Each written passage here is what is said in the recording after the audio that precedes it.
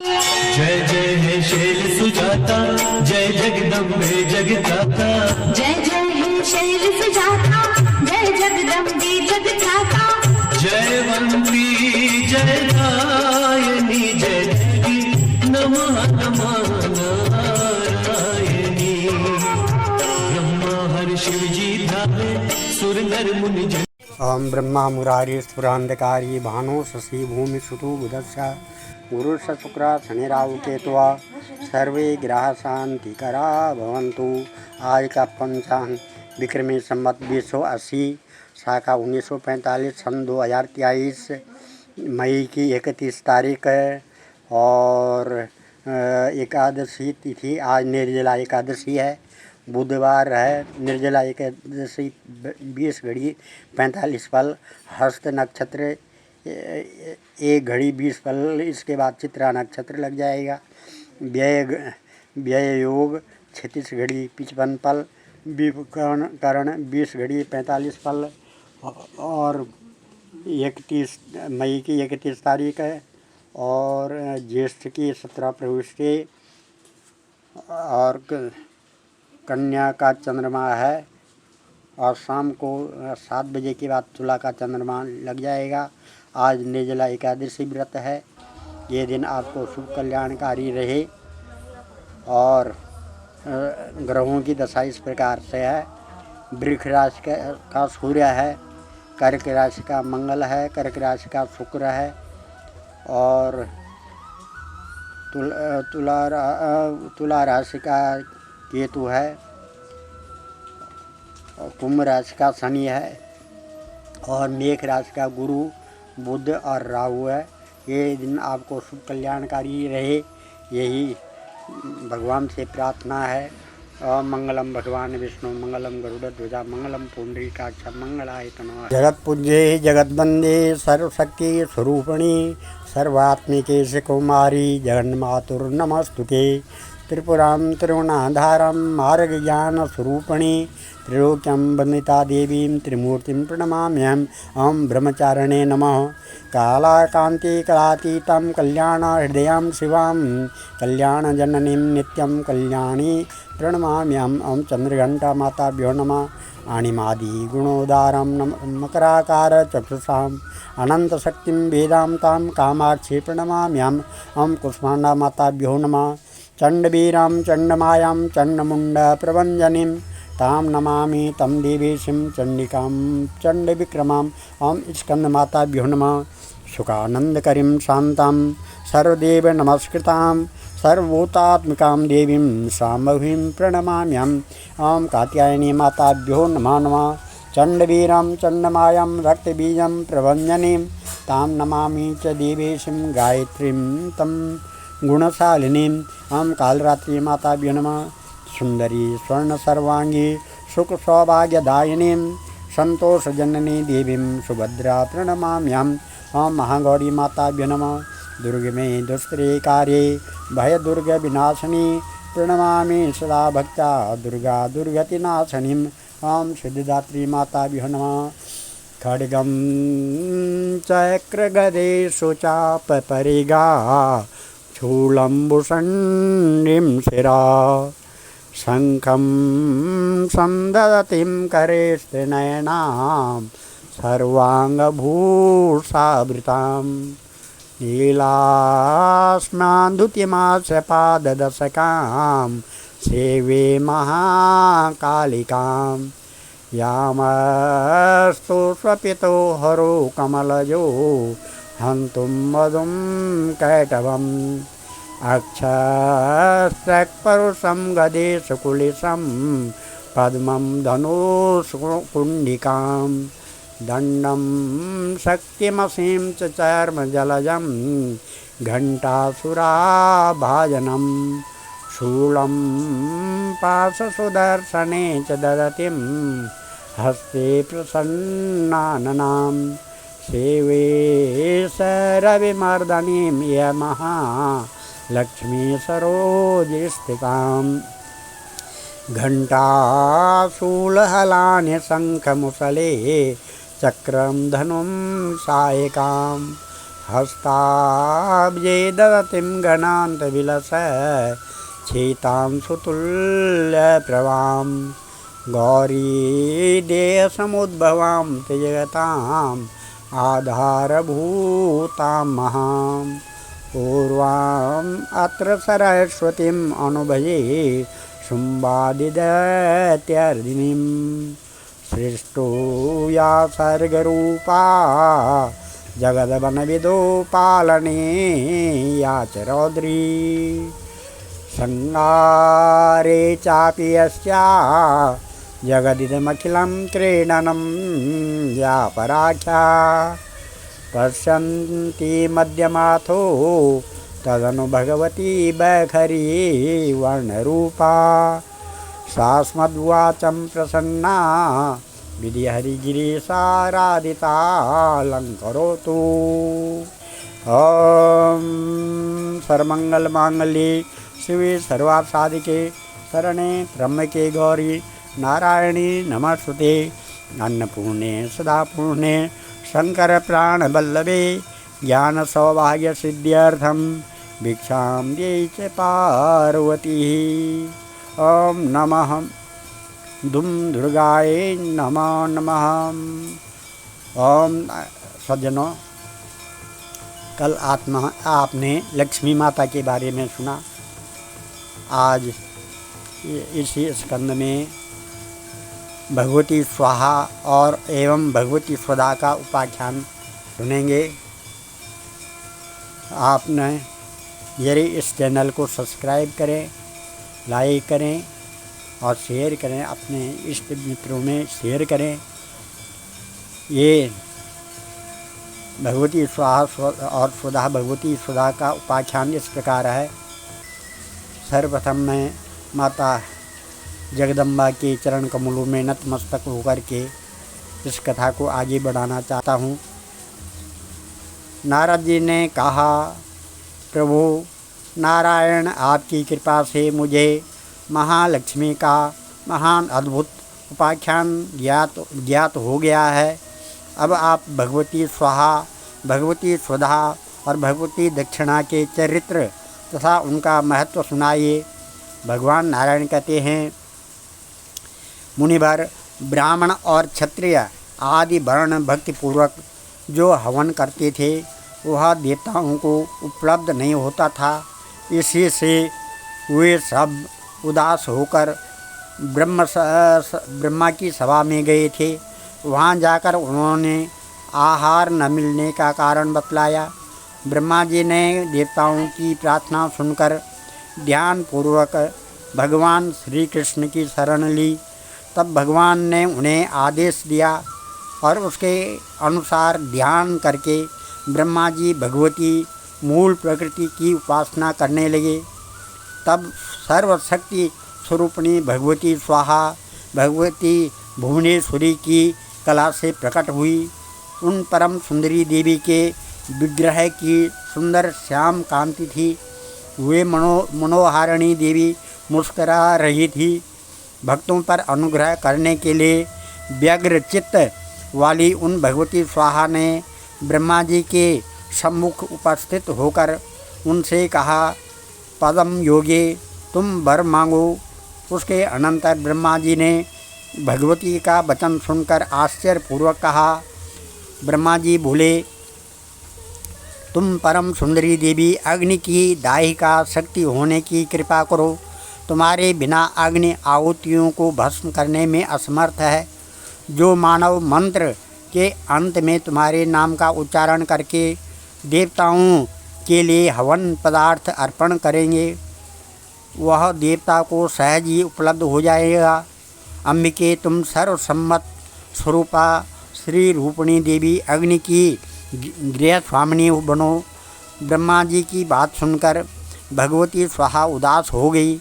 उसके अनंतर उन्होंने स्वयं अपना अभिप्राय ब्रह्मा जी के प्रति व्यक्त किया। भगवती स्वाहा ने कहा, ब्रह्मन, मैं दीर्घ काल तक तपस्या करके भगवान श्री कृष्ण की उपासना करूंगी। उन पर ब्रह्मा भगवान नारायण के अतिरिक्त जो कुछ भी है वह सब स्वप्नवत केवल ब्रह्म है। ब्रह्मा जी से यूं कहकर वे कमलमुखी देवी स्वाहा भगवान नारायण के उद्देश्य से तपस्या करने के लिए चल दी। फिर एक पैर से खड़ी होकर उन्होंने श्री कृष्ण का ध्यान करते हुए बहुत वर्षों तक तप किया। तब प्रकृति से परे निर्गुण पर ब्रह्मा नारायण के दर्शन उन्हें प्राप्त हुए। भगवान नारायण बोले, कांते, तुम 12 कल्प में मेरी प्रिया बनोगी। तुम्हारा नाम नागनजिती होगा। राजा नागनजिती तुम्हारे पिता होंगे। इस समय तुम दाहिका शक्ति से संपन्न होकर अग्नि की प्रिय पत्नी बनो। नारद इस प्रकार देवी स्वाहा से संभाषण करके भगवान नारायण अंतर्ध्यान हो गए। फिर उनकी आज्ञा के अनुसार डरते हुए अग्निदेव वहां आए और साम वेद में कही हुई विधि से जगत जननी भगवती का ध्यान करने लगे। उसके अनंतर उन्होंने देवी की भली भांति पूजा और स्तुति की। तत्पश्चात भगवती स्वाहा अग्निदेव का मंत्र पूर्वक विवाह संस्कार संपन्न हुआ। तब ऋषि मुनि ब्राह्मण तथा क्षत्रिय आदि सभी श्रेष्ठ वर्ण स्वाहांत मंत्रों का उच्चारण करके अग्नि में हवन करने लगे और देवताओं को वह आहार रूप से प्राप्त होने लगा। जो पुरुष स्वाहा युक्त प्रशस्त मंत्र का उच्चारण करता है उसे केवल मंत्र पढ़ने मात्र से ही सिद्धि प्राप्त हो जाती है।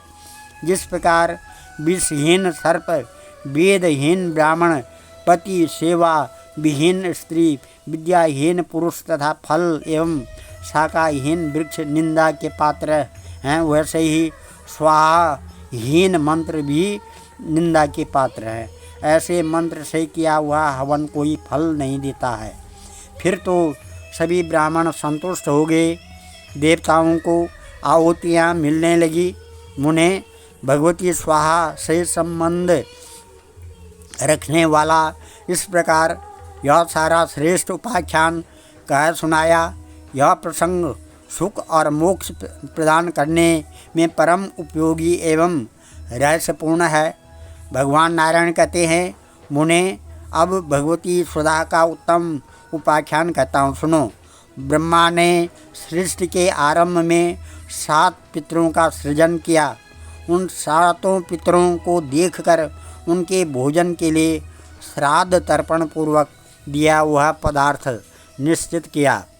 ब्रह्मा जी तो पितरों के आहार श्राद्ध आदि का विधान करके चले गए, परंतु ब्राह्मण प्रभृति व्यक्तियों के दिए हुए काव्य पदार्थ पितर पा नहीं सकते थे। अतः वे सभी भूख से शांत होने के कारण उदास होकर ब्रह्मा जी की सभा में गए। उन्होंने वहां जाकर ब्रह्मा जी को सारी बातें बतलाई।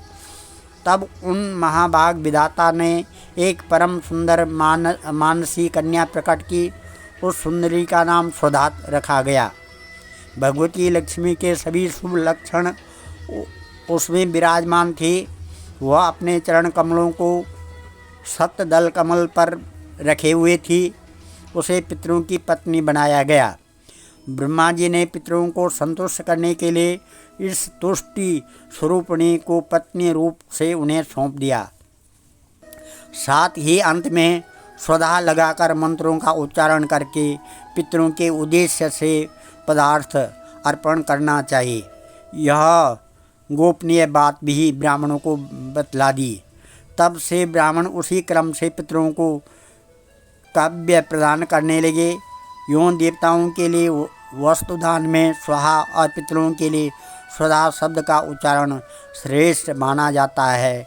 तब च का किलना स्तुति अंबिके सकल शब्दमयी किलती तनु निखिल मूर्ति सुमे भवद अन्वयो मनसि यासु दहि प्रसरासु च इति विचिन्त्य शिवे समिता शिवे जगत जातमयत्नवसादिदं स्तुति जपार्चन चिंतन वर्जिता न खलु काञ्चन कालकलास्ति मे रविरुद्रपितामहविष्णुनुतं हरिचन्दनकुङ्कुमपङ्कयुतं मुनिवृन्दगणेन्द्रसमानयुतं तव नौमि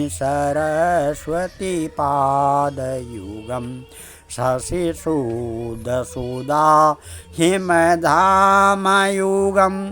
शरदाम्बरबिम्बसमानकरं बहुरत्नमनोहरकान्तियुतं तव नौमि सरस्वती पादयुगं कनकाब्जविभूषितभूतिपदं भवभावविभासितभिन्नपदं प्रभुचित्तसमाहितसाधुपदं तव नौमि सरस्वती पादयुगं भवसागरभञ्जनाधीतिनुतं प्रतिपादितसन्ततिकारमिदं विमलादिकशुद्धविशुद्धपदं तव नौमि सरस्वती पादयुगं मतिहीनजनाश्रयपादमिदं सकलागमभासितभिन्नपदं परिकारितविश्वानेकभवं तव नौमि सरस्वती पादयुगं परिपूर्णमानेककमधामनिधं परमार्थविचारविवेकविधिं सूर्यादिकसेवितपादतलं तव नौमि सरस्वती पादयुगं सुरमौलिमणिद्युतिशुभ्रकरं विषयादिमहाभयपापहरं निजकान्तिविलेसितचन्द्रशिवं तव नौमि सरस्वती पादयुगं गुणनेककुलासितभीतिपदं गुणगौरवगौरवितसत्यपदं कमलोदरकोमलपादतलं तव नौमि सरस्वती पादयुगं रविरुद्रपितामहविष्णुनुतं हरिचन्दनकुङ्कुमपङ्कयुतं मुनिवृन्दगणेन्द्रसमानयुतं तव नौमि सरस्वती पादयुगं या कुन्देन्दुतुषारहारधवला या शुभ्रवस्त्रावृता या वीणावरदण्डमण्डितकरा या श्वेतपद्मासना या ब्रह्माच्युतशङ्करप्रभृतिविधि सदा वन्दिता सा मां पातु सरस्वती भगवती निःशेषजाड्यापहा। ॐ मङ्गलं भगवान् विष्णु मङ्गलं गरुडध्वजा मङ्गलं पुण्डरीकाक्षा मङ्गलाय तनो हरि। ॐ तव च काकिलनास्तुति अम्बिके सकलशब्दमयी किल ते तनु निखिलमूर्तिषु मे भवदन्वयो मनसि जासु बहिः प्रसरासु च इति विचिन्त्य शिवे समिता शिवे जगत्जातमयत्नवसादिदं स्तुतिजपार्चनचिन्तनवर्जिता न खलु काञ्चन कालकलास्ति मयि। ओम सर्वे भवन्तु सुखिनः, सर्वे सन्तु निरामया, सर्वे भद्राणि पश्यन्तु, मा कश्चित् दुःखभाग् भवेत्। सज्जनों, मैं इस कथा को यहीं पर विराम दे रहा हूँ। आप मेरे इस चैनल को सब्सक्राइब करें, लाइक करें और शेयर करें, यही आपसे प्रार्थना है। और सभी सुखी रहें, सभी आरोग्य रहें, और जो स्वाहा और स्वधा नामक देवियों का उपाख्यान सुनता है उसके सारे कष्ट दूर हो जाते हैं और वो धन धान्य से परिपूर्ण हो जाता है। सारे देवता उस पे प्रसन्न हो जाते हैं। धन्यवाद।